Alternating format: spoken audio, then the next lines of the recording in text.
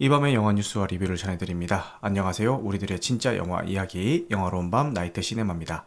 2024년 5월 4일 라이브 방송을 유튜브와 치즈직에서 진행하고 있습니다. 캐스트로 들으시는 분들 중에서 바쁘신 분들은 1.2배속이나 1.25배속으로 청취하실 것을 권장드리고요. 유튜브로 시청하시는 분들은 백그라운드 재생으로 음성만 들으셔도 무방합니다. 추천과 구독은 큰 힘이 되니까요. 잘 부탁드리겠습니다. 그 다음에 광고입니다. 광고는 대가성이라기보다는 우리 나이트 시네마 청취자분들이 하고 계신 카페나 사업들을 이렇게 홍보를 해드리는 거니까 그렇게 들으시면 될 것 같아요. 먼저 키치클럽입니다. 양재천의 감성휴식터 키치클럽에서 나이트 시네마 구독자분들에게 서비스 디저트를 제공합니다. 낮에는 커피와 디저트가, 밤에는 와인과 안주들이 기다리고 있습니다. 커피나 와인을 잘 모르셔도 걱정 안 하셔도 됩니다. 키치클럽에 상주 중인 전문가가 입맛에 맞는 커피와 와인을 추천해 줄 겁니다. 네이버에서 키치클럽을 검색해보세요. 그 다음에 요거프레소 장안지구점입니다. 의왕역 인근에 위치한 요거프레소 장안지구점에서 나이트 시네마 구독자분들에게 음료 무료 사이즈업과 10% 할인 혜택을 제공합니다. 이번 주말 음료와 함께 매장에 비치되어 있는 각종 도서를 읽으며 여유로운 시간을 보내보시는 건 어떨까요? 네이버에서 요거프레소 장안지구점을 검색해보세요. 그 다음에 팟캐스트입니다. 나이트 시네마는 팟캐스트 어디 영좀 시네타운 3구 삼덕유한공사와 함께하고 있습니다. 오늘 쇼생크 탈출이랑 챌린저스 리뷰를 할 건데 고백을 하겠습니다. 챌린저스는 제가 대본을 썼는데 쇼생크 탈출은 생 라이브로 해야 되는 상황이라서 조금 성에 안 찰 수도 있어요. 그래도 좀 양해를 부탁드리고, 대본 쓸 시간이 없었어요. 쇼생크 탈출은 좀 변명을 해보자면은 5월은 가정의 달이죠. 뭐 자꾸 뭐가 많아. 뭐가 일정이 되게 많아요. 지난주도 그랬고 지금 다가오는 주도 그렇고 일정이 많아가지고, 지난주에 내가 왜 이렇게 바빴지? 회사 일 때문에 엄청 바빴고, 그리고 모임도 되게 많이 있었고, 그래서 이번 주가 되게 바빴고, 다음 주는 그 가정의 달 때문에, 오늘도 어린이날이 낀 주잖아요. 저희 회사는 매년 이제 어린이날 그 전 토요일에 회사 개방 행사를 하거든요. 되게 잘 해놨어요. 뭐 애들끼리 워터밤 같은 것도 하고, 에어바운스도 갖다 놓고, 그리고 뭐 공연 같은 것들도 하고, 뭐 슬라임 카페 이런 것도 있고, 뭐 하여튼 뭐 여러 가지 그런 행사를 합니다. 그래서 저희 애랑 오늘 갔다 왔고, 가서 뭐 회사 밥 먹고 잘 놀다 왔는데, 작년에는 에어바운스 한다고 뽕을 뽑았는데 올해는 이상하게 애가 에어바운스에 안 가려고 해가지고 그냥 가서 슬라임 카페 갔다가 점심 먹고, 그리고 솜사탕을 나눠줘서 그 솜사탕 줄을 30분을 섰어요. 그 저희 가족 3명이 다 같이 30분 거기 줄 서 있으면 너무 비효율적이니까 저만 줄 서 있고 애랑 와이프는 또 놀러 갔다가 제가 이제 솜사탕 받아서 줬는데 애가 너무 맛있게 먹는 거예요. 그래서 행사 끝나고 집에 돌아오는 길에 오늘 재밌었어? 이거 재밌었대요. 그래서 뭐가 제일 기억에 남아? 이러니까 솜사탕 이러더라고요. 역시 애들은 먹는 게 최고인가 봐요. 이 어린이날 시즌에는 어딜 가도 사람이 많습니다. 그나마 나은 편이에요, 여기 오는 게.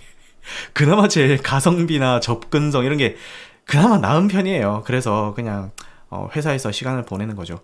그리고 내일은 저희 어버이날 겸 어린이날 겸 해가지고 우리 처가댁 식구들이랑 같이 식사 한 끼 하기로 했고, 그리고 월요일 화요일은 호캉스를 가기로 했습니다. 이게 회사 휴양소에 당첨이 돼가지고 그 잠실에 시그니엘 호텔 있잖아요. 거기 당첨이 돼서 거기 가기로 했습니다. 근데 내일부터 계속 비가 온다고 하더라고요.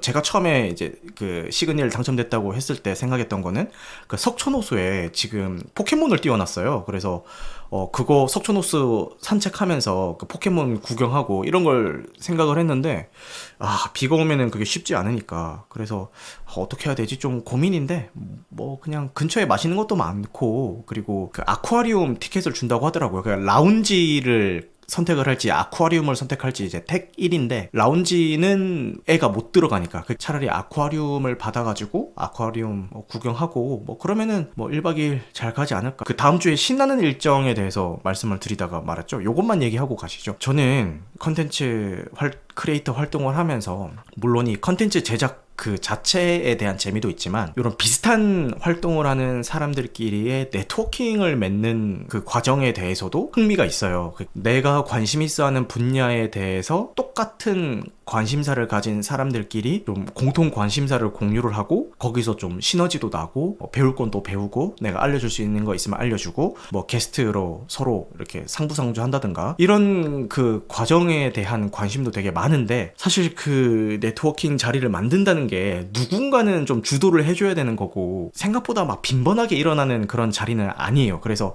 그런 자리가 한 번 있을 때 좀 적극적으로 참여를 해야 되는 그런 상황인데 실제 본인도 이제 채널도 운영을 하시는 그런 분이신 것 같아요. 근데 그분이 며칠 전에 인스타그램에다가 이런 네트워킹 자리를 한번 만들고 싶은데 관심 있는 분이라고 해서 제가 관심 있다 딱 눌렀더니 한 그 뒤로 뭐 이렇게 소식이 없어가지고 그냥 뭐 그냥 수요조사쯤이었나 보다라고 생각을 했는데 오늘 갑자기 이런 네트워킹 자리를 다음 주 토요일에 만들고자 하는데 첫 회니까 너무 많은 사람들을 모시긴 좀 그렇고 한 6, 7명 정도만 이렇게 모아서 좀 하려고 한다. 본인 인스타그램에 올리고 그 인스타그램에 올린 거를 저한테 DM으로 보내셨더라고요. 그러니까 그때 관심 있다고 했으니까 요거 한번 보세요 라는 그런 의미였겠죠. 그래서 그걸 보자마자 바로 신청서를 써냈습니다. 근데 제가 여러분들 아시다시피 평일에는 퇴근 후에 제가 뭐 영화를 보든 약속을 가든 뭐 운동을 하든 제가 하고 싶은 걸 다 하는데 대신에 주말에는 애가 깨어있는 시간 동안은 제 개인 일정을 안 잡으려고 하거든요. 근데 이제 그 자리는 너무너무 가보고 싶은 자리여가지고 일단 신청을 해놓고 약간 와이프의 눈치를 살피다가 와이프가 좀 기분 좋아 보일 때 여보 사실 다음 주말에 이런 게 있는데 내가 좀 나갔다 와도 돼? 라고 하니까 갔다 와? 이러더라고요. 그래서 다행히 와이프의 허락도 떨어져서 다음 주 토요일에 그 자리에 갔다 오게 될 것 같고 갔다 와서 뭐 후기 같은 거 말씀드리도록 할게요. 그러면은 이제 메인 컨텐츠 본격적으로 시작해 보도록 하겠습니다. 먼저 나이트 시네마 신규 컨텐츠입니다. 이렇게 지난 방송 때 라이브 했던 거 이제 편집해서 올렸고요. 요 스턴트맨이랑 범죄도시 4편에 대해서 리뷰했던 거를 또 따로 해서 올렸는데 범죄도시 4편은 조회수가 잘 나오고 있어가지고 뭐 기분 좋고 그 범죄도시 4편 같은 경우에 좀 특이하게 원래는 라이브 때 쭉 이야기를 하고 그 라이브 때 이야기했던 걸 편집해서 이제 본방송에 하는 형식이었는데 범죄도시 4편은 워낙에 이 반응이 뜨거운 그런 작품이었다 보니까 먼저 요 한 8분짜리 요 짧게 해서 녹음해서 컨텐츠를 올리고 난 다음에 라이브에서 한 번 더 그 이야기를 반복하는 그렇게 진행을 했죠. 근데 뭐 다행히 조회수가 잘 나오고 있어서 기분이 좋고 한편으로 조금 아쉬웠던 게 라이브의 묘미는 진짜 청취해 주시는 분들이랑 같이 호흡을 하면서 만들어간다라는 그 묘미가 있는데 이 범죄도시 4편 같은 경우에 저 혼자 그냥 녹음해서 올렸다고 말씀드렸잖아요. 근데 실제 라이브 때 똑같은 대본을 가지고 진행했음에도 불구하고 이제 청취자분들이랑 같이 소통하면서 진행을 하다 보니까 같은 대본인데 약간 결이 다른 내용의 이야기가 나온 거예요. 장단점이 있는 것 같습니다. 그죠? 윤가님이 그나저나 이번 주에 반말 사투리로 한다고 하지 않으셨나요? 너무 실험적인 것 같아서 고민 중인데 지금 약간 짬을 내서 한번 해볼까요? 반말 사투리로? 반말 사투리 방송 이야기가 왜 나왔냐면은 그 아까도 말씀드렸던 삼성유한공사 방송에 들파네님이라는 진행자가 계신데 그분이 사투리가 되게 심하세요. 제가 그래도 최대한 억양을 안 쓰려고 하는 게 그래야 듣는 사람이 좀 편하지 않을까라는 생각에 그렇게 하고 있었던 건데 들파네님은 그냥 그런 거 신경 안 쓰고 본인 하고 싶은 대로 사투리를 마음껏 이렇게 쓰시는데도 내용도 재밌고 그리고 듣기도 되게 편하게 잘 진행을 하시는 거예요. 그래서 뭐야 편하게 해도 이게 되네? 라는 생각이 들어서 그러면 나도 한번 사투리로 해볼까라는 생각이 들었는데 저는 이 존댓말을 할 때 사투리 억양이 세게 안 나와요. 저는 반말을 써야 사투리 억양이 좀 세게 나오거든요. 그래서 기왕 할 거면은 반말 사투리 형식으로 한번 해볼까라고 생각을 해서 인스타그램에 그 투표를 올렸는데 괜한 짓 하지 마라라는 그 득표수도 있었지만 거의 한 80%는 한번 해봐라 라는 거였고 한 20%는 그냥 하던 대로 해주세요 뭐 이런 의견이 있어서 좀 고민을 하고 있었는데 지금 약간 맛보기로 한번 해볼까요? 그 반말 사투리? 근데 반말하면은 듣는 사람이 좀 기분 나쁘지 않겠나? 원래 알던 사람들은 개하는데 중간에 갑자기 라이브에 들어온 사람들은 저 새끼 저거 뭐지라고 좀 생각을 할까봐 그게 걱정이 돼가지고 사투리는 개하는데 반말 쓰기가 약간 좀 망설여지는 게 있더라고. 그리고 와이프가 맨날 얘기하는 게 오빠는 사투리 스위치가 있어가지고 여기서 수원에 있을 때는 사투리 안 쓰는데 대구 본가만 내려가면은 바로 사투리 쓴다고 무슨 스위치가 있어서 온오프 되는 거 아니냐고 이렇게 물어보더라고. 그래서 그런 건 아니고 근데 사투리 쓰는 사람이랑 있으면 사투리 나오는 것 같다. 스윗하다고? 그래? 그러면은 계속 한번 사투리로 해볼까? 그래. 사투리로 계속 가볼까? 근데 그냥 좀 뭐랄까 시범적으로 해봤는데, 그러면은 다음 방송 때 이렇게 근황 토크 할 때는 사투리로 하고 영화 이야기 할 때는 다시 평소 하던 대로 하던 식으로 한번 해볼게요. 왜냐면은 이 영화 이야기 하는 거는 또 클립으로 따가지고 가야 되는데 그 사람들이 좀 어떻게 받아들일지 아직은 좀 스스로의 자신감이 없습니다. 그러면은 쇼생크 탈출부터 한번 얘기를 해볼까 하는데, 이 쇼생크 탈출은 어차피 클립을 안 딸까도 싶어서, 왜냐면 대본이 없어가지고 그냥 라이브로 하는 거라, 편하게 얘기하는 거라, 그냥 쇼생크 탈출은 반말로 한번 해볼까요? 사투리 반말로? 알겠어요. 쇼생크 탈출은 그렇게 하고, 챌린저스는 하던 대로 하고, 이렇게 한번 해볼게요. 쇼생크 탈출이 이번에 그 30주년 기념 해가지고 그 리마스터링 재개봉을 하는데, 얘기는 진짜 많이 들었는데 이상하게 좀 볼 기회가 없었거든. 왜냐면 OCN에 이걸 엄청 많이 해줘가지고 안 보기도 쉽지 않다 이런 이야기를 많이들 하던데, 나는 이상하게 좀 접할 기회가 잘 없었어 지금까지. 그 비 맞으면서 이렇게 하늘 바라보고 있는 그 포스터만 유명하니까 그 정도만 알고 있지, 뭐 영화가 좋다 얘기를 하도 많이 들어서 대충 어떤 내용인지도 알고 있고, 거기서 뭐 어떤 트릭이 쓰이는지 뭐 이런 것들은 대충 다 뭐 어떤 명장면이 있는지 맨날 뭐 맥주 얘기하고 막 이러니까 이제 알고는 있는데, 이거에 30주년이나 됐다고 하지, 아무 작품이나 재개봉을 하는 게 아닌데 이걸 또 재개봉한다고 하니까, 그래 이 정도 작품인데 내가 안 보기는 좀 그렇지 않나? 이런 생각이 들어서 찾아보니까 웨이브에서 스트리밍 서비스를 하고 있길래 봤지. 근데 보면서 내가 좀 걱정했던 게, 최근에 여기저기서 뭐 고전 명작들 많이 추천을 해줘서 접하면은 이게 영화가 계속 얘기하는 건데 동시대성이 중요하다 이런 얘기를 하잖아. 근데 뭐 오맨 같은 경우도 그랬고, 그 당시에는 괜찮았겠지. 그 당시에는 막 센세이션 했고 막 무서운 영화였고 그랬는데, 지금 와서 이제 그때의 기억 없이 처음 보는 입장에서는 이게 뭐 어쩌라고 싶은 작품들이 있단 말이지. 그래서 좀 쇼생크 탈출을 보면서도 걱정이 됐던 게, 이것도 그러면 어떡하지? 이런 걱정이 좀 있었거든. 외람된 말씀이지만 재개봉 안 했으면 안 보셨나요? 라고 하는데 좀 시기가 좀 늦춰졌다 이 정도로만 얘기할게. 시기가 좀 늦춰졌을 수도 있겠다 이 정도로만 얘기할게. 어쨌든 뭐 안 보진 않았을 거고 설마. 어쨌든 그런 걱정이 좀 있었는데, 이거를 내가 웨이브에서 재생할 때까지만 해도 그런 우려가 좀 있으니까 그냥 좀 설렁설렁 봐야겠다 이런 마음가짐이 좀 있긴 했거든. 근데 그 첫 장면부터 눈을 뗄 수가 없는 거야. 그러니까 첫 장면이 이제 법정에서 재판을 받고 있는 장면이랑, 주인공이 범행 현장에 있었던 그 장면이랑, 물론 그 주인공이 진범은 아니지만 그 장면이랑 교차 편집을 하면서 보여주잖아. 근데 알면서도 궁금한 거야. 그러니까 이 주인공이 진짜 범인이 아니라는 거를 이미 알고 있고, 그리고 쟤는 어차피 좋은 사람이라는 걸 알고 있는데도 그 장면이 되게 막 긴장이 되면서 막 되게 궁금해지는 거야. 첫 장면부터 완전 몰입을 해서 보게 됐던 것 같아. 원작은 앤디가 범인인데라고 하는데, 참고로 그 소설이 원작인 건 다 알지? 그 스티븐 킹 소설 원작인 거는 뭐 이미 워낙 유명해가지고. 잠깐만, 원작에서 앤디가 범인이라고? 아 진짜? 그러면은 원작이랑 내용이 다른 거야? 각색을 한 건가? 이건 그냥 원작을 안 봤으니까 내 피셜로 얘기하는 건데, 앤디가 범인이면 이거는 완전 법정 스릴러로 가야 되는 거 아닌가? 그러니까 앤디가 범인이 아니니까 감동류로 갈 수 있는 건데, 앤디가 범인이면은 이거 좀 진짜 스릴러로 가는 거 아닌가? 각색을 했구나. 나 몰랐음. 그러면은 아주 훌륭한 각색의 사례로 봐야 되겠네, 이거를. 각색해서 이 정도면은 각색 잘한 거지. 너무 잘했지. 각색을 한 거구나. 지금 알았네, 이거는.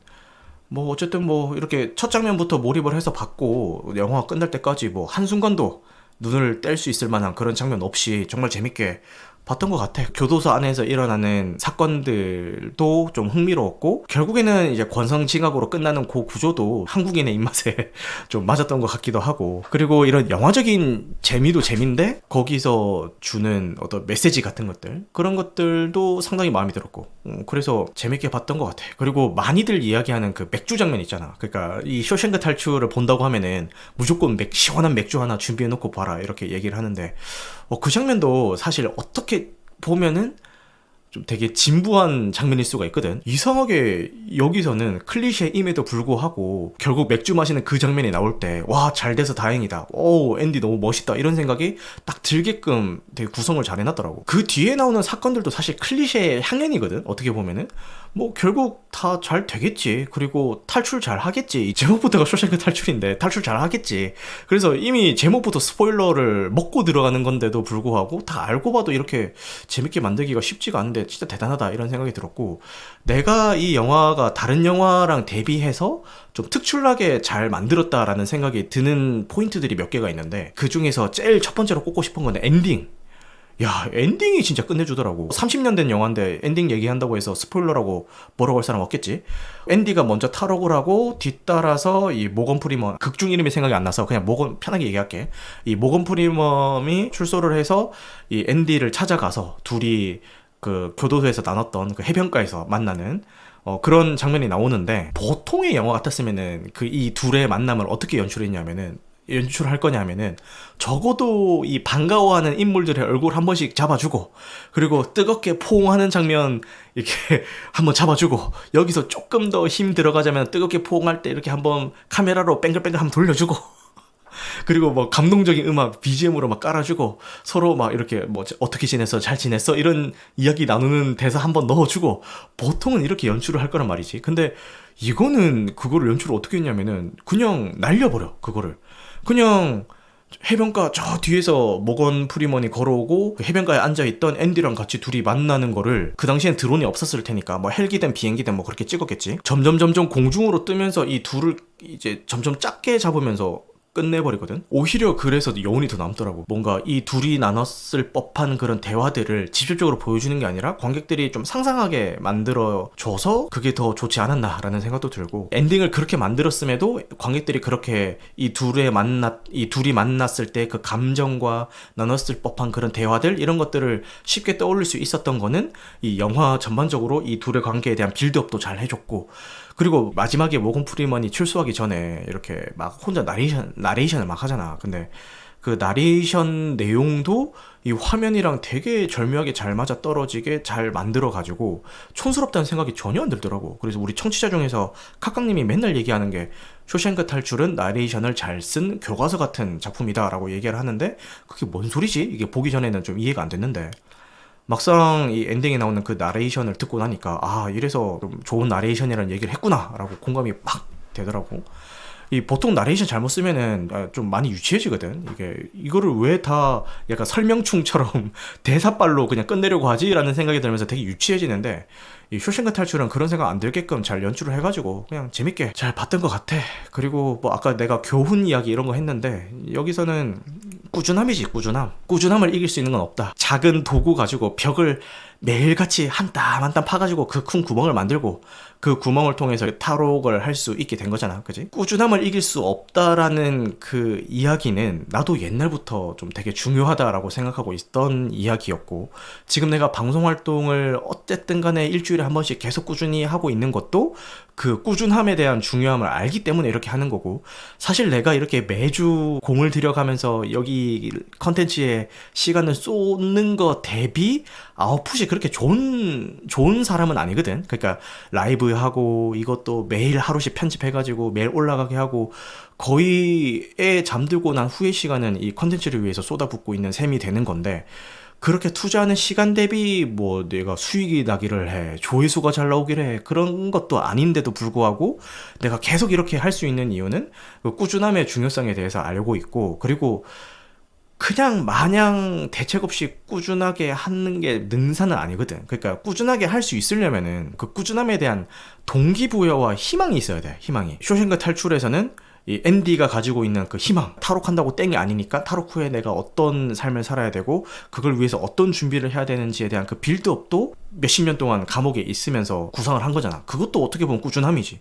보통 사람 같으면은 한두 번 시도하다가 그냥 포기하겠지. 뭐 안 될 생각하지 말자 이런 포기하겠지. 근데 앤디는 끝까지 될 때까지 계속 시도를 한 거기도 하고, 이런 앤디의 꾸준함을 잘 나타내주는 에피소드가 또 하나 나오잖아. 그지? 그 도서관을 좀 더 발전시키기 위해서 예산을 따내야 되는데 예산을 지원을 안 해주니까 편지를 매일같이 써서 보내고, 거기서 그냥 돈 몇 푼 주면서 이제 편지 그만 보내 라고 했더니 난 이걸로 만족 못한다 라고 하면서 그만 보내라고 했으니까 난 2배로 보내 이러면서 또라이지 또라이. 그래서 미친 꾸준함이지. 그래서 그 앤디의 성격을, 광적인 이 꾸준함을 단적으로 보여지는 그런 에피소드도 나오잖아. 그래서 이 꾸준함의 중요성에 대해서 평소에도 생각을 하고 있었는데 이 영화에 나오는 주인공도 그 좋은 모범 사례를 보여주니까 그게 더 내가 개인적으로 가지고 있던 생각이랑 맞아떨어지면서 더 재밌게 보지 않았나 이런 생각이 드는 것 같더라고. 정말 새로운 해석입니다. 나시님 최고. 아니 근데 꾸준함이 새로운 해석이야? 나는 당연히 이게 가지고 있는 메시지가 꾸준함의 중요성이라고 생각을 했는데, 그리고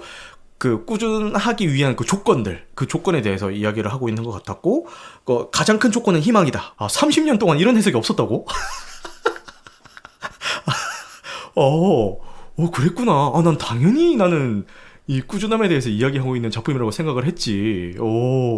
그랬구나. 내가 가지고 있는 희망은 내 개인적인 삶의 질 향상이라고 해야 될까나? 이게 아니면은 뭐 딱히 이렇게 좀 재미를 붙이고 활동할 수 있는 게 없으니까. 사람이 내 24시간 중에 내가 진짜 재밌어서 결과가 좋든 안 좋든, 그게 생산적이든 생산적이지 않든 간에 내가 24시간 중에 단 1시간 30분 아니면 단 5분이라도 내가 진짜 재밌어가지고 막 득실 같은 거 전혀 계산하지 않고 내 시간을 투자할 수 있을 만한 걸 찾았다는 게, 나는 그건 너무 행복한 일이라고 생각하거든. 그러니까 지금 이 방송을 듣고 있는 분들도 각자 하나씩 다 있을 거야. 뭐 사진 찍는 거에 대해서 그렇게 느끼는 사람도 있을 거고, 노래를 들으면서 그런 걸 느끼는 사람도 있을 거고, 게임도 있고 뭐 책 읽는 것도 있고, 뭐 여러 가지 분야에서 그런 걸 느끼는 사람들이 있겠지. 근데 뭐가 됐든 간에 그런 하나가 있다는 거는 진짜 삶에 있어서 행복한 일이거든. 근데 나는 그 행복한 일을 찾은 거고, 그런 얘기를 막 사람들이 하지. 조회수 잘 나오려면은 이런 거 해봐 저런 거 해봐라 얘기하는데, 내가 그거를 알고 들으면서도 안 하는 이유는 조회수만을 위해서 내가 좋아하지 않는 방법으로 해버리면은 내가 행복하지 않은 거지. 이 컨텐츠 활동 계속 하다 보면은 점점 내 실력도 늘 거고, 그러면 이 개인적인 삶의 만족감도 올라가지 않을까라는, 나는 그 희망으로 이렇게 하고 있는 건데, 이 쇼생크 탈출에서의 앤디는 이 지옥 같은 교도소에서 삶이 아닌 밖에서의 삶을 이제 꿈꾸면서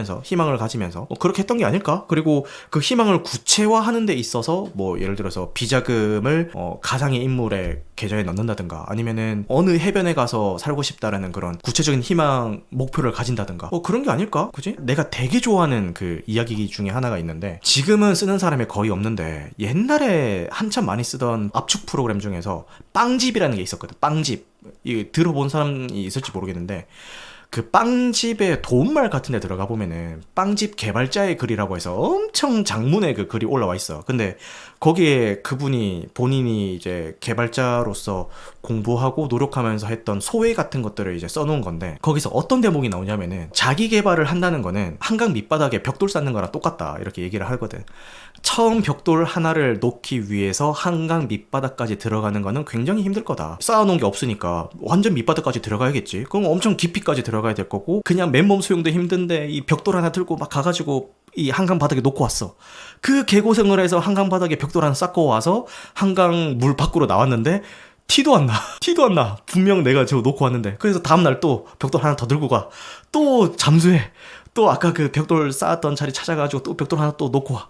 또 티도 안 나. 밖에서 보면은 이거 티도 안 나고 개고생하는 거 이거 때려쳐 이런 사람도 있지만, 그 티가 안 남에도 불구하고 그 매일같이 수영해서 들어가서 벽돌을 쌓던 사람들은 언젠가는 수면 위로 그 쌓였던 벽돌들이 튀어나오는 순간이 있을 거다. 본인은 그 순간을 믿는다. 뭐 이런 식의 글을 이제 빵집 개발자가 거기 이제 써놓은 게 있는데, 나는 그 말이 너무 좋더라고. 그래서 지금 내 본업도 개발자 일을 하고 있지만 약간 좀 매너리즘에 빠졌다거나 뭔가 요새 좀 슬럼프에 빠졌다거나 이럴 때마다 그 빵집 개발자가 썼던 그 글을 한 번쯤 이렇게 좀 떠올려 보곤 하는 것 같아. 그래서 내 개인적으로도 그런 꾸준함에 대한 중요성을 좀 중요하게 생각하고 있고, 그렇게 감명 깊게 읽었던 글도 그런 맥락인데 이 영화도 그런 면이 보이는 거지.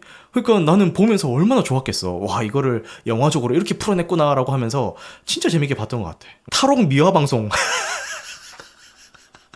탈옥 미화 방송. 근데 이 앤디가 탈옥했던 게 단순히 뭐 내가 억울해서다는 아니라고 나는 생각을 해. 그러니까 단순 억울함 때문에 내가 탈옥을 하고 싶다였으면은 아마도 중간에 포기하지 않았을까라는 생각이 들어. 근데 억울함 플러스 그 안에서 일어나는 온갖 그 비인간적인 행위들, 그리고 그 교도소장의 되게 더러운 비리, 이런 것들이 막 겹겹이 쌓이면서 그런 상황들을 하나씩 겪을 때마다 점점 막 악에 받쳐가지고 내가 꼭 성공하고 만다 막 약간 이런 동기부여를 받지 않았을까 그런 생각이 들더라고. 뭐 탈옥 미화 방송이라고 하니까 또 할 말은 없네. 어쨌든 여러분 탈옥은 안 됩니다. 영화에서는 그렇게 했지만 탈옥은 안 됩니다. 영화니까 그렇게 얘기할 수 있는 겁니다. 자, 원작 소설에서 레드는 아일랜드계 백인입니다. 감독이 레드의 나레이션으로 극을 끌고 가려고 목소리 좋은 배우를 찾다가 과감하게 모건 프리먼을 캐스팅을 했습니다. 오, 그런 비하인드가 있었구나. 오래된 명작 영화를 다룰 때 좀 우려되는 상황. 옛날에 개봉했던 명작은 이미 수많은 사람들과 시네필들이 해석하고 묻고 뜯고 씻고 맛보고 즐겨가지고 다 올려놓고 글도 써놓고 컨텐츠도 있고 영상 다 있어. 나보다 훌륭한 해석을 한 사람들이 다 있어.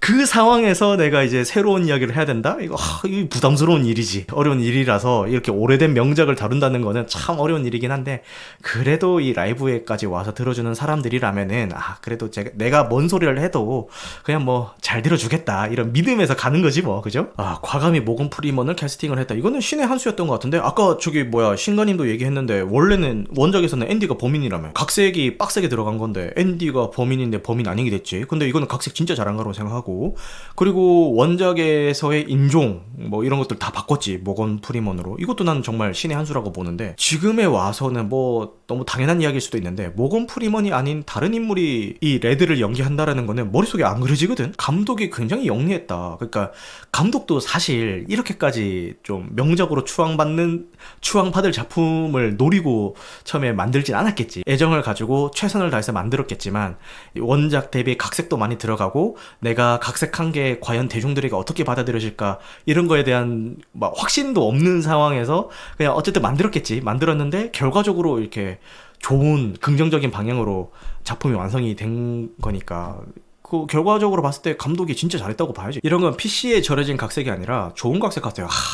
너무 또 윤가가 또 좋은 얘기를 해줬는데, 최근에도 보면은 거의 뭐 인종 할당제처럼 뭐 새로운 캐릭터는 또 몰라. 원작에 뭐 버젓이 있는 캐릭터인데도 불구하고 막 동양인으로 바꾼다든가 뭐 소수 인종으로 바꾼다든가 흑인으로 바꾼다든가 성별을 바꾼다든가 이런 케이스가 굉장히 많잖아. 근데 대부분은 다 좀 억지스럽고 굳이 뭐 싶은 그런 생각이 드는데, 전후가 좀 바뀐 것 같은 게, 지금 이제 인종 바꾸고 성별 바꾸고 하는 거는 말 그대로 할당제처럼 막 그 PC를 위한 어떤 변화라고 본다면은, 이 쇼생크 탈출에서 인종이 바뀌었던 거는 흑인으로 바꿔야지 흑인 배우 중에 누가 있을까 이게 아니라 그냥 모건 프리먼을 쓰고 싶었던 거야, 감독은. 이 모건 프리먼이 만약에 동양인이었으면 그냥 동양인으로 썼을걸? 감독 입장에서는 모건 프리먼을 쓴다는 게 중요했던 거지, 이 모건 프리먼의 인종이 뭔지는 감독 입장에서 중요하지 않았을 거야. 근데 그 차이가 아닐까?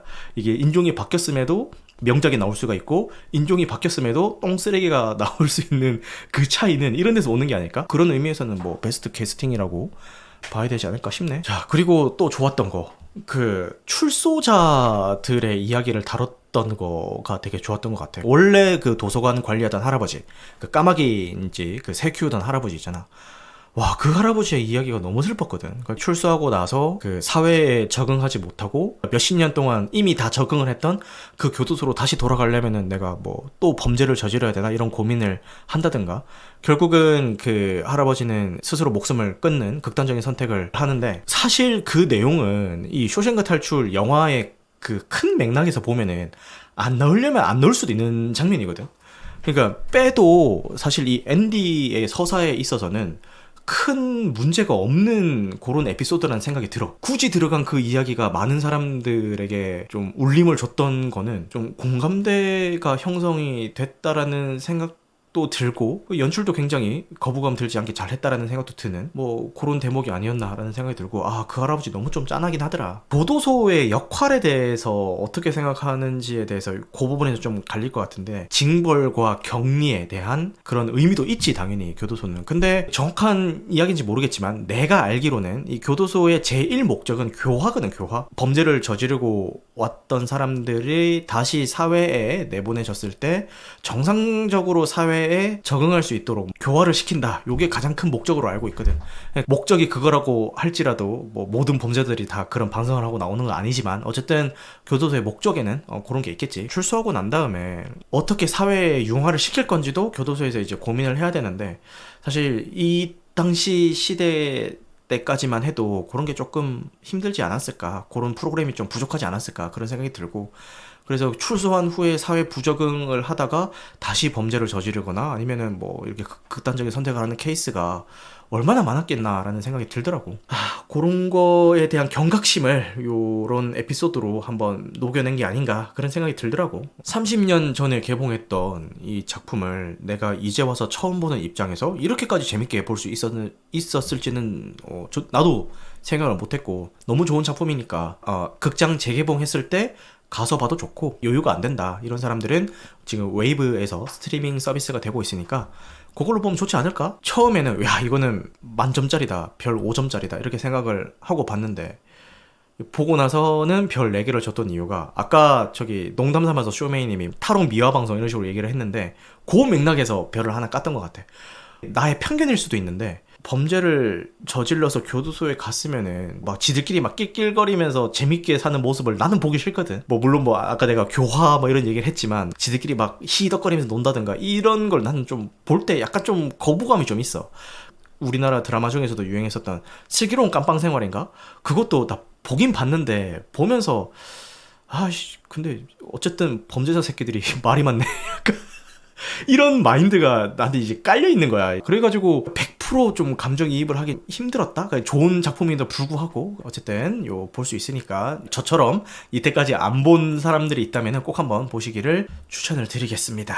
자, 그 다음에 자연스럽게 영화 챌린저스 이야기를 한번 해볼까요? 이제 반말 사투리 모두 끝나고, 자 지금부터 평소 하던 대로 존댓말 스울말로 해보도록 하겠습니다. 구아디노 영화 이전에 보신 건 없죠? 라고 하는데 또 흐뭇하게 대답을 할 수 있는 떡밥을 마더카님이, 워낙에 이 나이트 시네마가 평소에 뭐 본 거 없지 뭐 이런 걸로 이제 욕먹는 걸 아니까 한번 괜히 좀 끄집어내서 언급을 시켜주려고 이렇게 또 판을 또 깔아주신다 우리 마더카님이, 그죠? 자, 루카 구아다니노 감독의 작품 중에서 제가 본 것들을 말씀드리자면은 서스페리아 봤고요. 요게 리메이크죠. 서스페리아 봤고, 본즈앤올 놀랍게도 극장에서 봤습니다. 극장에서 봤고, 챌린저스까지 요렇게 극장 사수를 했습니다. 서스페리아는 제가 넷플릭스에서 감상을 했고, 요 서스페리아, 본즈앤올 둘 다 제 컨텐츠에서 한번 다룬 적도 있었죠. 그때는 영화 토론회 형식으로 진행을 할 때 이제 여러 사람들 모여가지고 같이 이 두 작품에 대해서 토론회를 했었던 그런 작품입니다. 그리고 그 앞에 있었던 뭐 I Am Love, 비거 스플래시, 그리고 Call Me By Your Name 요런 것들은 안 봤습니다. 일단 요 서스페리아나 본즈앤올 같은 경우는 기존에 봤을 때 뭐랄까 완전 100% 내 스타일은 아니고, 보고 났을 때 뭔가 기분이 존나 찝찝한데 이런 좀 불쾌감이 있었음에도 불구하고 그래도 나쁘진 않았어, 요런 느낌을 주는 약간 좀 묘한 요 작품의 결을 가지고 있었는데, 챌린저스는 대만족. 이전 작품들에 비해서 루카 구아다니노 감독이 대중성도 신경을 써서 넣지 않았나 이런 생각이 들 정도로 챌린저스는 재밌게 봤고, 그래서 더 열받는 게 뭐냐면은 이 좋은 작품이 상영 시간대가 없어요. 그게 진짜 너무 열받는 거야. 범죄도시 4가 쓸데없이 많이 잡고 있는 그 상영관 때문에 걸리더라도 막 되게 말도 안 되는 시간대 있잖아요. 막 완전 심야나 완전 아침 아니면 평일 점심 뭐 이럴 때 우리 직장인들은 보지도 못하는, 적어도 막 6시, 7시, 8시 이럴 때는 편성을 해줘야 직장인들이 그래도 볼만 할 텐데 막 그렇지가 않으니까 너무 열받는 거야. 이거 개봉 첫 주에 안 보면 이게 더 심해지겠다라는 그 생각이 들어서 개봉 첫 주에 마침 또 연차를 써야 되는 일정이 있어가지고 연차 쓴 김에 가서 그냥 감상을 호딱 하고 왔는데 이렇게 좀 무리해서라도 보길 잘했다라는 생각이 들 정도로 괜찮았습니다. 역대급 흥행 속도라는 뭐 그런 언론 프레임을 많이 하는데, 거기서 역대급 흥행 속도라는 그 타이틀 옆에 이걸 좀 붙여줬으면 좋겠어. 역대급 스크린 독점. 그것도 좀 옆에 한 줄 넣어줬으면 좋겠어. 범죄도시 4 물론 저도 그럭저럭 뭐 그냥 볼만하다 이런 식으로 얘기는 했지만, 이 작품 자체가 그냥 볼만했던 거랑 스크린을 이렇게 불필요할 정도로 많이 혼자서 독식하고 있는 거랑은 또 다른 얘기니까 이렇게 얘기를 하는 겁니다. 그리고 제가 항상 얘기하는데, 해외 영화제에서 수상한 작품들 소위 말하는 뭐 아트 영화라고 하죠. 뭐 아트 시네마라고 하죠. 그런 작품들도 그 상영관 확보를 좀 많이 해줬으면 좋겠다라는 생각이 드는 게, 이게 뭘 알아요. 뭐 돈 안 되는 영화인 거 알지. 극장 입장에서도 돈이 안 되니까 안 거는 건데 그게 왜요? 라고 얘기하면 할 말은 없지. 그렇지만 적어도 관 하나 정도는 배정해 줄 수 있잖아. 그죠? 적어도 하루 동안 한 사이클 돌리는 정도는 해줄 수 있잖아요. 팟캐스트에 어떤 독립영화 감독님이 나오셔서 이제 인터뷰를 했던 게 얼핏 기억이 남는 게 있는데, 그게 무슨 영화인지도 모르겠고 그 감독님이 누군지도 기억이 없지만, 그 감독님이 좀 약간 하소연처럼 하던 그 대화 내용은 이제 뚜렷하게 기억에 남는 게 뭐냐면은, 극장에다가 아니 우리 영화 좀 걸어주세요 라고 이야기를 하면은, 극장에서 돌아오는 이야기는 아니 관객들이 봐야 걸어주죠 라고 이야기를 하는데, 그 감독님이 하고 싶은 얘기는 아니 걸어놔야 관객들이 보죠. 달걀과 닭의 싸움으로 계속 극장이랑 맨날 싸운다는 거예요, 독립영화 감독님들이. 그걸 엄청 싸워서 답답해 미치겠다라는 거야. 그 얘기를 하는데 참 어렵다. 잠시 또 흥분 타임을 가졌는데, 다시 챌린저스 이야기로 돌아가서요. 콜미 바이 유어 네임, 서스페리아, 본즈의 노를 통해 많은 사랑을 받고 있는 루카 구아다니노 감독의 신작 챌린저스를 보고 왔습니다. 저는 앞서 말씀드렸던 것처럼 서스페리아랑 본즈의 노만 봤는데, 제가 봤던 이 두 작품이 약간 좀 기괴한 상상력이 가미가 된 그런 작품들이잖아요. 그런데 이 챌린저스는 이 두 작품과는 달리 굉장히 그 현실적인 이야기를 다루고 있는 작품이란 말이에요. 그래서 상상이 안 되는 거예요. 아니 내가 봤던 그 두 작품은 다 비현실적인 요소가 좀 들어가 있는 작품들인데, 이렇게 현실적인 작품을 이 감독이 갑자기 만든다고? 과연 어떨까라는 그 호기심이 좀 발동을 했던 것 같아요. 근데 결론부터 말씀을 드리자면은 상당히 재밌게 보고 왔습니다. 포스터도 그렇고 예고편도 그렇고 어떻게 보면은 테니스 영화처럼 보여질 수도 있는데, 사실 이 영화에서는 테니스보다는 이 세 인물 간의 관계가 훨씬 더 중요한 작품이라는 생각이 들고요. 여기서 사용하고 있는 이 테니스라는 스포츠는 이 세 인물의 관계를 보여주기 위한 도구로만 사용된 그런 느낌이 들어요. 그래서 뭐 내가 평소에 테니스 룰도 모르고 테니스에 관심도 없는데 과연 내가 이 작품을 볼 수 있을까, 이런 걱정을 하신다면은 그냥 보셔도 됩니다. 저도 테니스 룰 같은 거 뭐 잘 모름에도 불구하고 그냥 재밌게 봤으니까 그냥 보시면 될 것 같습니다. 아직 안 보신 분들도 계시니까 대충 내용만 좀 설명을 드리자면은, 젠데이아가 연기하는 타시라는 인물이 있는데, 요 인물이 테니스 천재 스타예요. 그래서 스타급 인기를 누리고 있었죠. 근데 요 타씨가 부상으로 인해서 선수 생활을 하지 못하게 됩니다. 남편인 아트, 마이크 피스트가 연기하는 타시의 남편인 아트의 코치로서 이제 역할을 하게 되죠.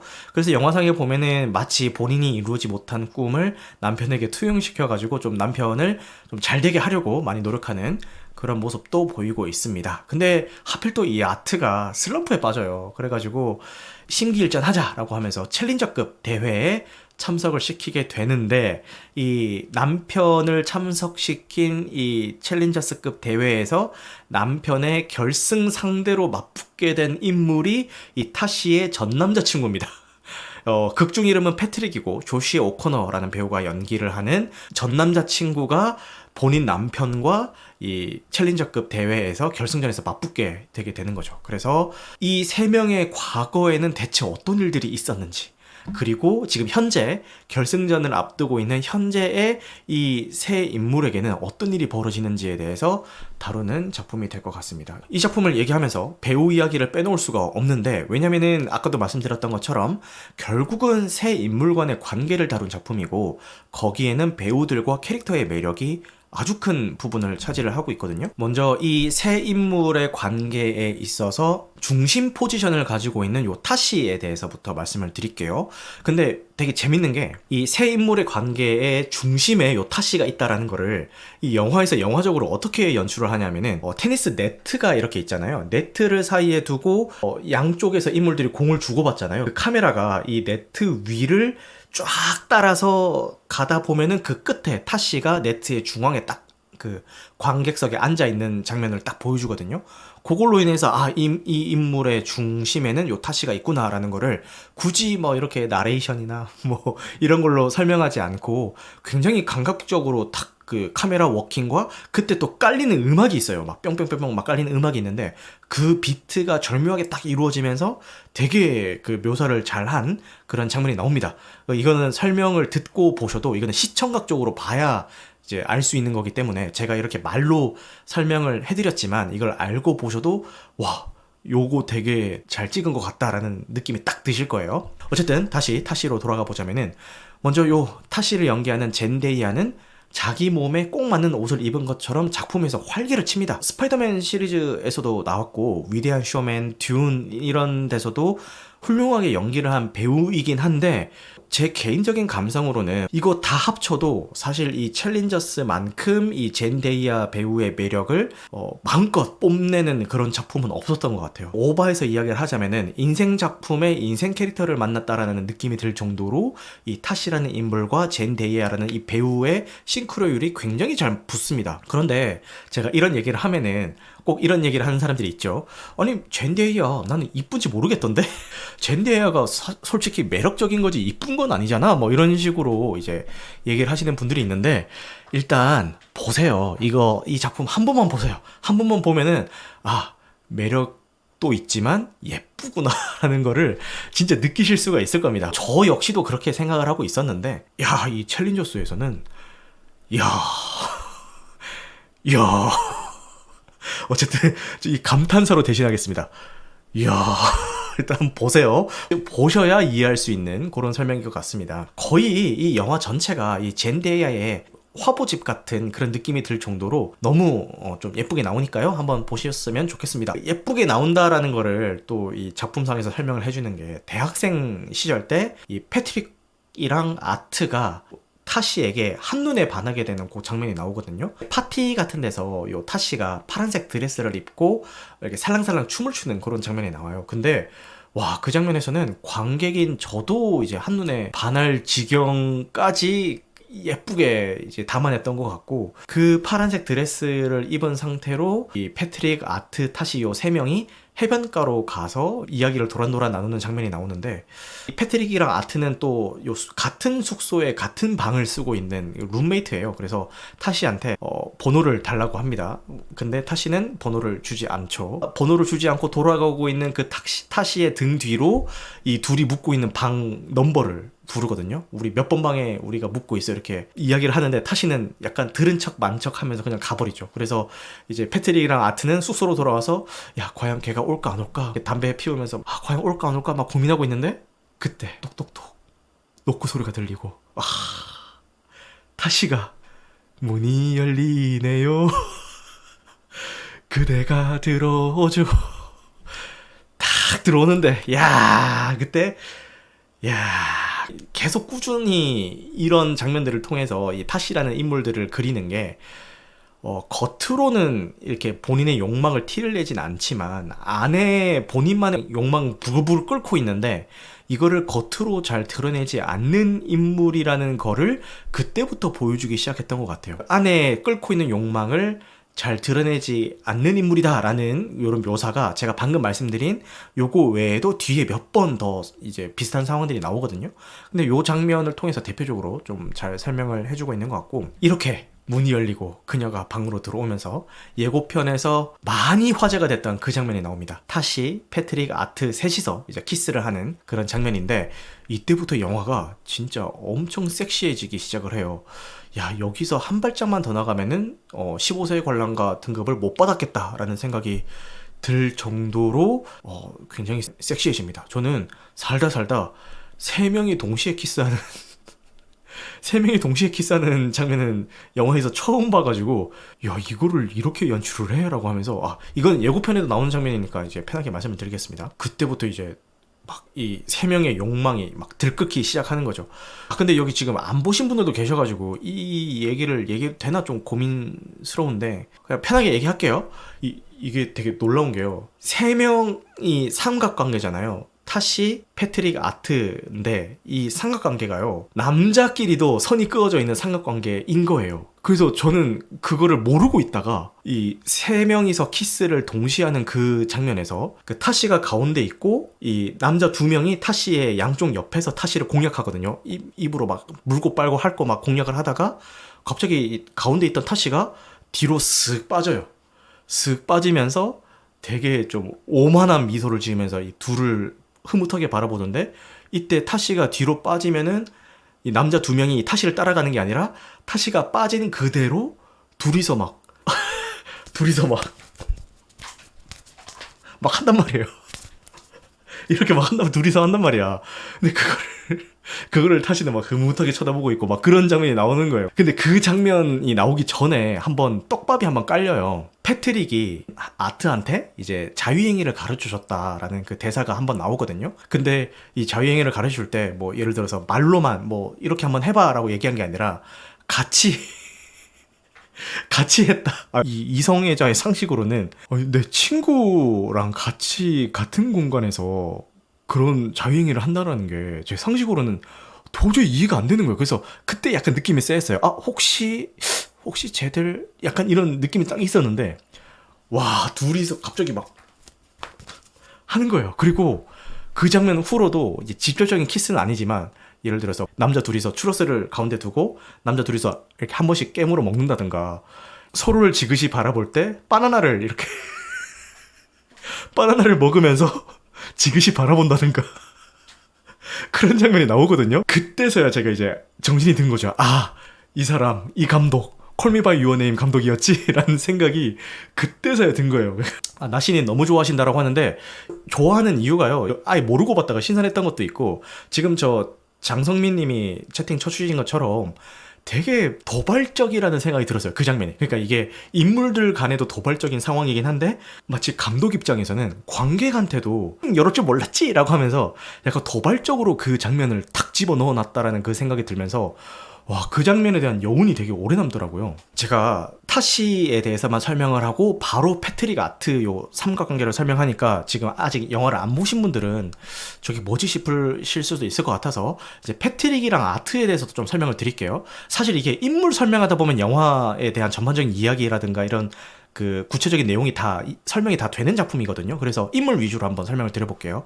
먼저 이제 패트릭에 대해서 이어서 설명을 드리자면은 한마디로 꼬불꼬불한 털 같은 캐릭터예요. 그러니까 실제로 뭐 턱수염이라든가 뭐 가슴털 이런 게 수북하게 나 있는 인물이기도 하고, 이 꼬불꼬불한 털처럼 어떤 면에서는 좀 꼬여 있기도 하고, 꼬불꼬불한 털 사이에 벌레 같은 게 이렇게 들어가면은 그 벌레가 빠져나오기 되게 힘들어 하잖아요. 그것처럼 이렇게 좀 꼬여 있기도 하고 좀 시니컬하기도 한데 빠지면은 헤어나오기 힘든 그런 매력이 좀 있는 것 같기도 하고, 어느 방향으로 휘어버릴지 종잡을 수 없다라는 면에서도 좀 꼬불꼬불한 털 같다는 그런 느낌이 들기도 하고, 좀 연애에 있어서는 나쁜 남자 스타일 같다라는 생각이 드는 거예요. 실제로 머리도 약간 그 곱슬입니다. 보통 영화나 드라마 같은 데서 싸우는 장면 나오면 남자들 수건으로 아랫도리 이렇게 가리고 나오잖아요.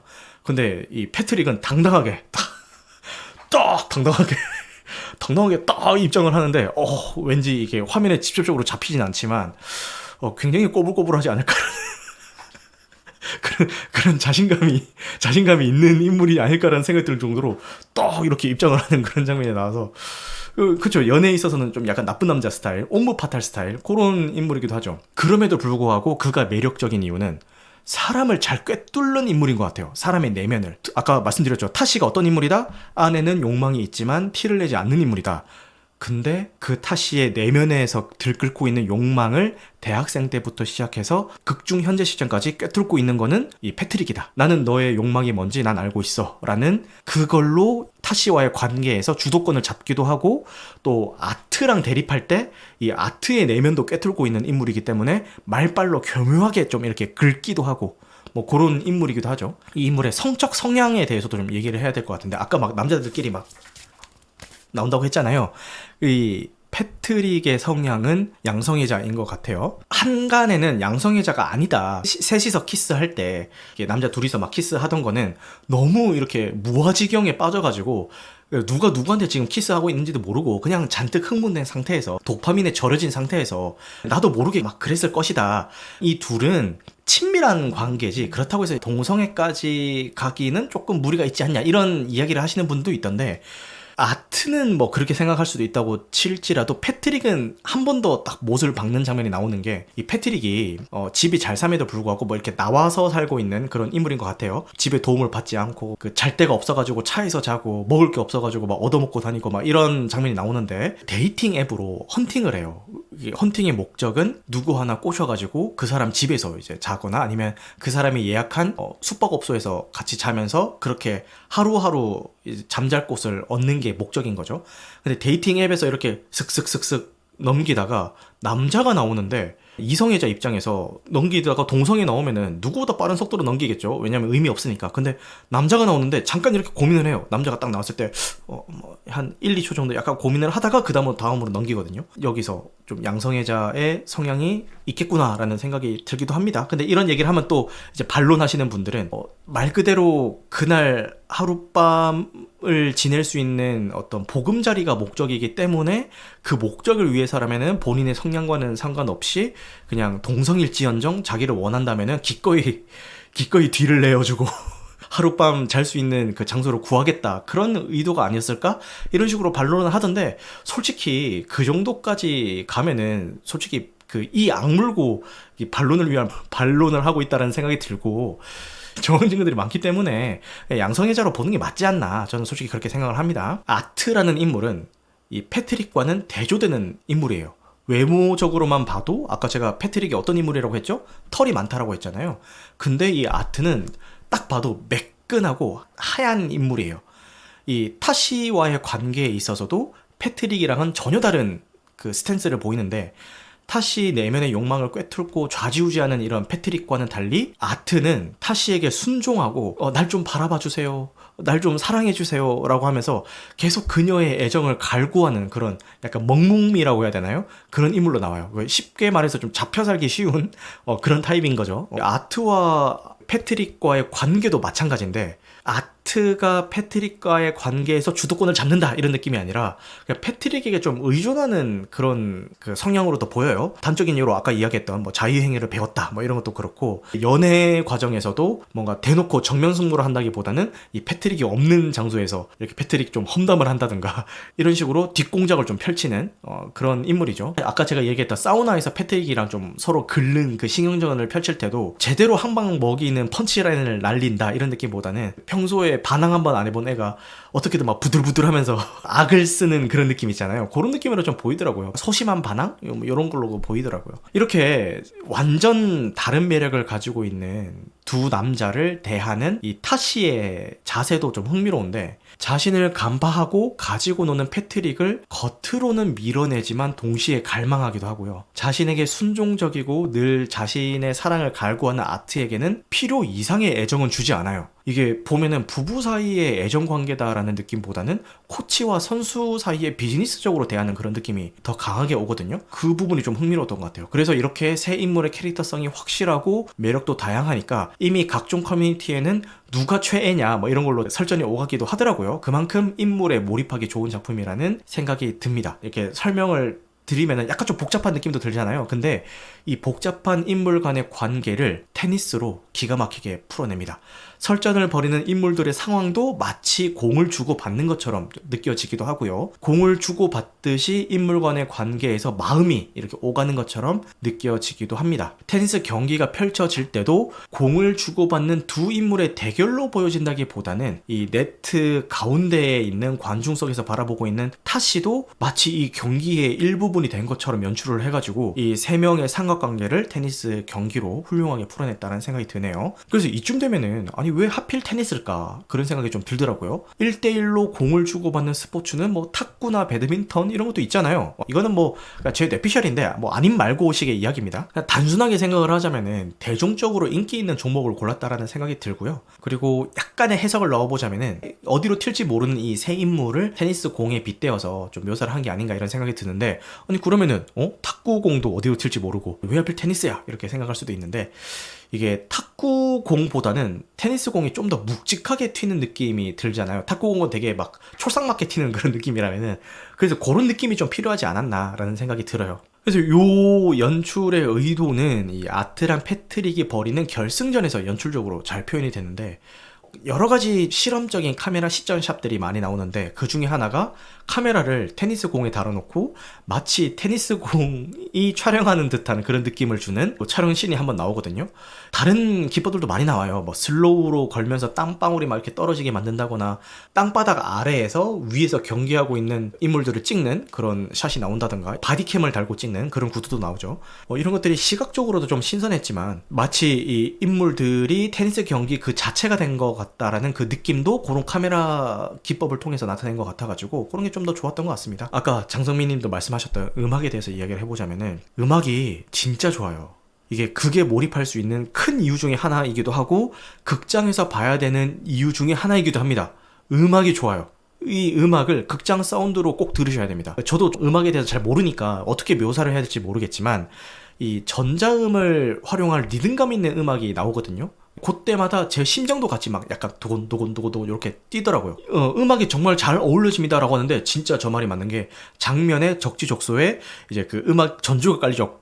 쿵쿵쿵쿵 이렇게 빠른 비트로 깔리기 시작하면은 내 심장도 같이 쿵쿵쿵쿵 바운스 하면서 이제 깔리면서, 마냥 그냥 빵빵하게 비트만 때리는 게 아니라 갑자기 묵음 처리를 하면서 오히려 그 장면에 강조를 해준다거나, 아니면 일정한 템포를 유지하다가 다시 음악을 풀 볼륨으로 올려버려서 뭐 완급 조절을 한다거나, 이런 게 이 영화의 장면과 맞닿아 떨어지면서 더 그게 몰입하게 만들어줬다라는 생각이 들어요. 그래서 영화를 보고 난 직후에 집으로 돌아오면서 이제 그 음악을 찾아 듣는 경우는 드문데, 요 작품은 그렇게 찾아서 듣게 되더라고요. 지금 장성민 님도 감독의 감각적인 연출이랑 음악이 시너지 효과를 냈습니다 라고 하는데, 그래서 이거 음악 감독 누구지 하고 찾아보니까 트렌드 레즈너라는 분이 음악 감독님이신데, 이분이 유명하신 분이세요. 데이비드 핀처 감독이랑 되게 많은 작품을 함께 했고, 대표적으로 소셜 네트워크가 있습니다. 그리고 구아다니노 감독의 전작인 본즈 앤 올에서 같이 음악 감독 작업을 했었고, 지금 이 작품인 챌린저스에서도 음악 감독을 하는데,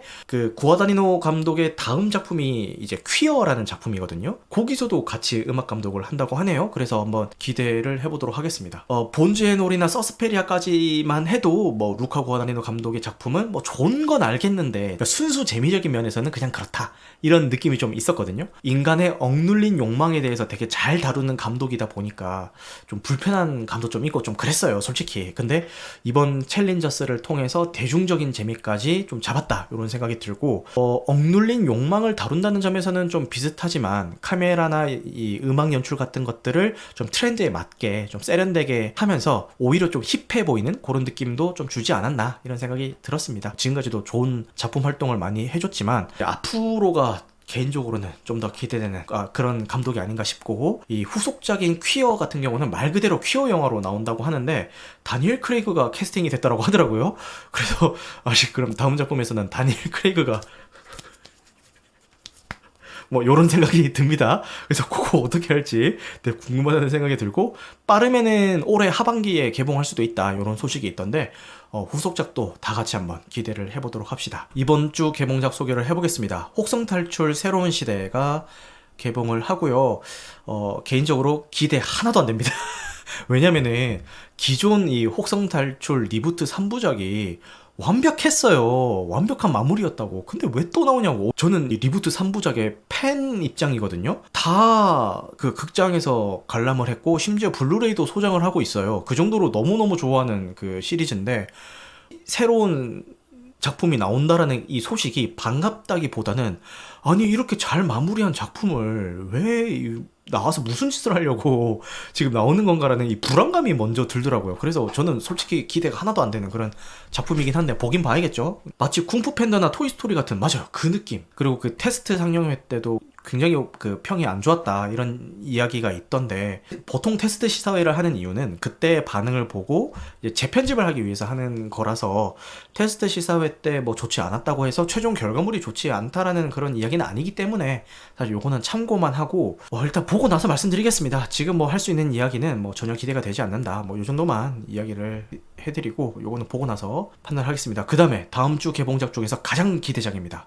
악마와의 토크쇼라는 작품이 개봉을 합니다. 저도 삼덕유황공사라는 이 팟캐스트에서 요 악마와의 토크쇼에 대한 배경 이야기를 듣게 된 건데, 실제로 옛날에 굉장히 오랜 시절에 할로윈 데이 시즌을 맞이해서 이런 심령 방송을 기획을 해가지고 방송에 내보냈대요. 당연히 페이크죠. 그냥 방송적으로 연출된 그런 초자연 현상을 다룬 TV쇼 프로그램을 할로윈 시즌에 방송에서 내보냈는데, 문제가 이게 연출된 거라는 그 자막을 안 깐 거야, 이거를 하면서. 그 옛날에 사람들이 TV에서 그걸 보고 난리가 난 거예요. 그래서 방송국에 막 엄청 전화를 한 거예요. 그거 어떻게 된 거냐, 이런 식으로.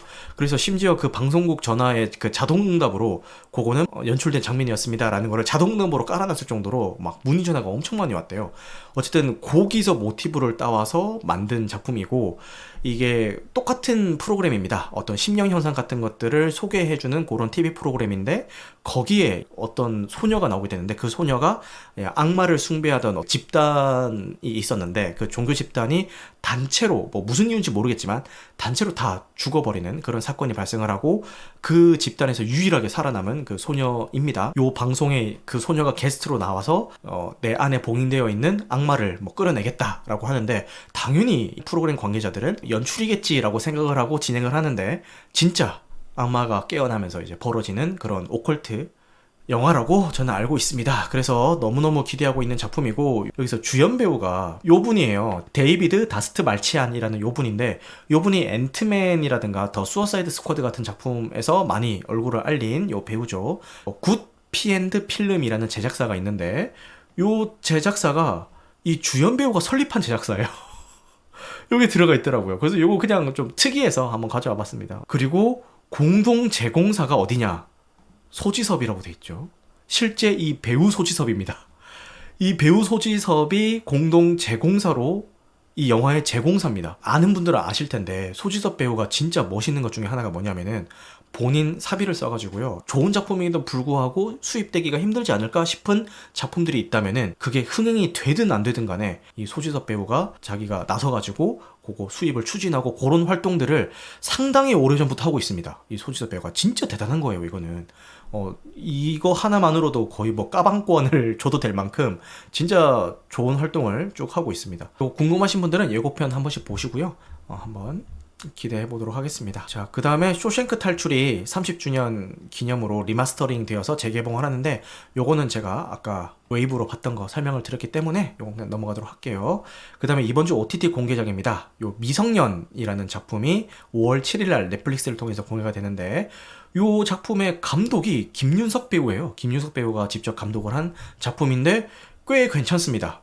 꽤 재밌어요. 발칙하다 이런 표현을 썼던 것 같은데, 이 작품도 좀 발칙한 그런 작품입니다. 사실관계가 확인된 건 아니지만 한간에 떠도는 소문에 의하면은 요 김윤석 배우가 촬영 현장을 좀 좌지우지하려고 한다, 이런 루머가 있죠. 그래서 사람들이 이 미성년이 나왔을 때 김윤석이 야씨 답답해서 내가 찍는다 라는 그 심정으로 찍은 작품이 아니냐, 이런 그냥 우스갯소리도 있었는데, 근데 꽤 잘 찍혔어요. 영화가 되게 재밌어요. 심지어 본인이 주연 배우로도 이제 연기를 해줍니다.